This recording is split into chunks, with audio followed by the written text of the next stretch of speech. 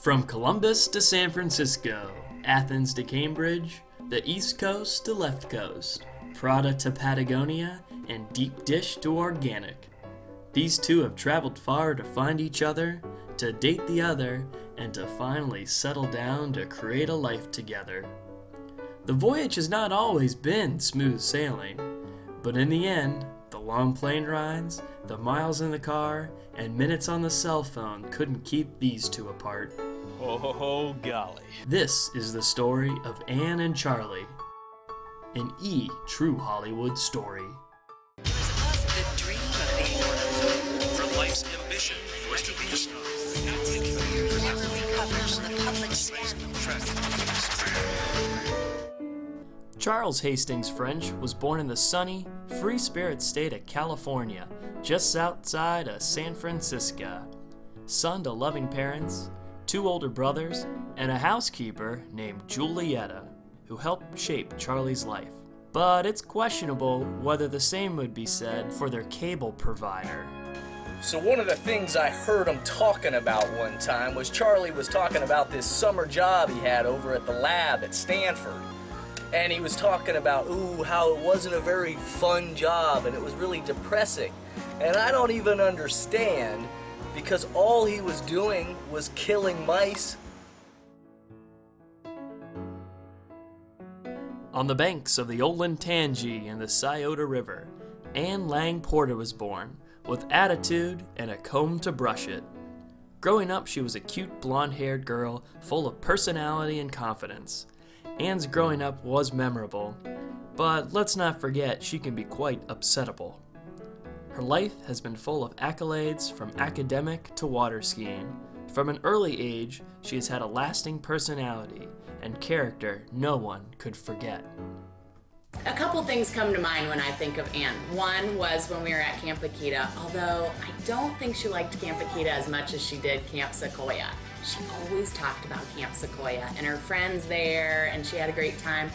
Next thing I knew, I heard that Anne had moved on to college life. She joined the Pi Phis.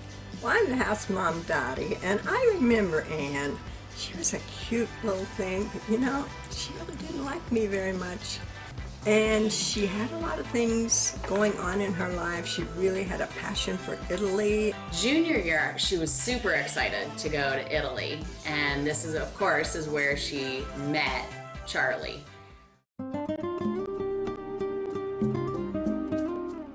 The fairy tale romance really begins in Firenze, Italy, the destination for an OU and Harvard grad to continue their college fun and to learn about the world. It was in this ancient medieval town that Anne met her Renaissance man. I was there the night that they met. It was so muy bella. See, Charlie and I were in Italy. It was probably the best semester of my life. Learned a lot about myself. You just wouldn't understand unless you've been abroad. Charlie was standing by a boy at the bar. Charlie and I find this place called the Mayday Club. Real trendy. It's got animal heads up, zebra carpets on the ground. Club Mayday. It's my club. I work at Club Mayday. So what we do is we go in there a few nights, and man, I was so embarrassed because Charlie was wearing this Arc'teryx jacket that just did not look good, because everybody has these hunting hats and orange vests on in there. And Italian leather boots. But anyway, we walk in there. And Charlie and Anne, they exchanged glances. He meets Anne, and I gotta be honest, all he was talking about was fly fishing. The fly fishing, which, that sounds nice to me. I never been fishing. Maybe she likes to fish. Hey, ciao bella. Like, dude, talk about things that she'll like, puppy dogs or roses. But, it kept going on, and then he finally got her number. They exchanged phone numbers, and he said, I call you, and she said, okay. I gotta be honest, my bro Pete Doyle was like, call her right now, call her.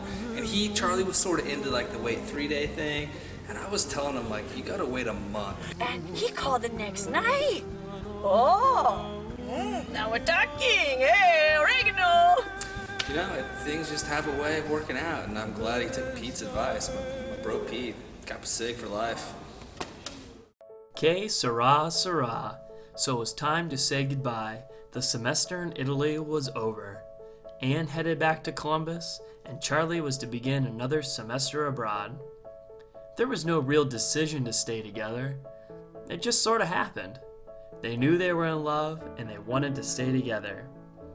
But for Anne, the dorms at Dunster will always have a place in her heart. She'd probably never stay there again, but it sure was an experience. I remember when Charlie and Annie, they were just lovebirds, and they were starting to do that whole long distance thing. But the two of them, they used to talk on the telephone and write themselves some letters, type themselves some of them electronic mail stuff. They sure were in love, I'll tell you that right now. Then there was the day that Charlie decided he needed to get Annie a ring. And this was a big ordeal for Charlie.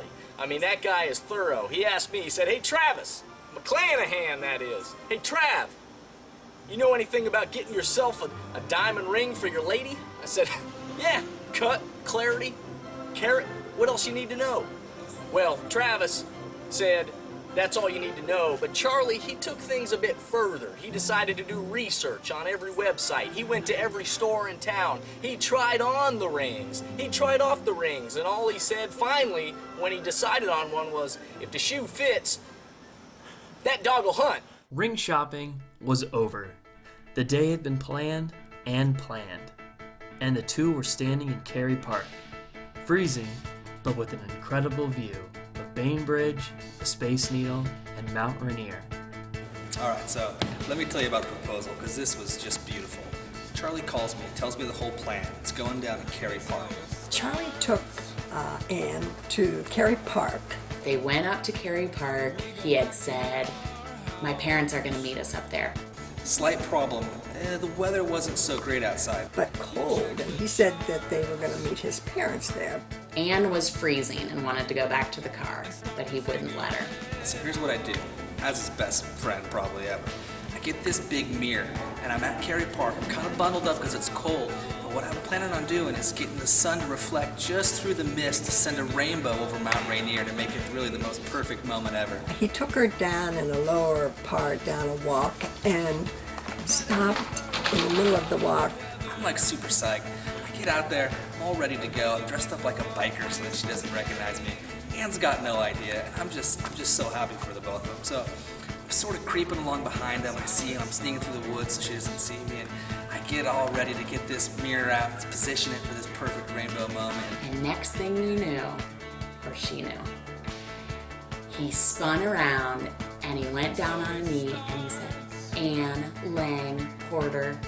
From then on, it was just a blur. She just couldn't hardly remember what happened after that. She has no idea what happened. I think he proposed. It was all a blur. Wouldn't you know it, as soon as he proposes, Anne just closes her eyes, buries her head in Charlie's chest. She doesn't even see the rainbow I put perfectly over Mount Rainier. But you know, I'm just so happy for him. I was there, I'll be honest. I don't know that she said yes, but I know she didn't say no. And the rest is history. I mean, they're in love. I'm just so happy. I wish I could come to the wedding, man. It would have been nice seeing an invite. It was a perfect day, but it was about to get a whole lot better.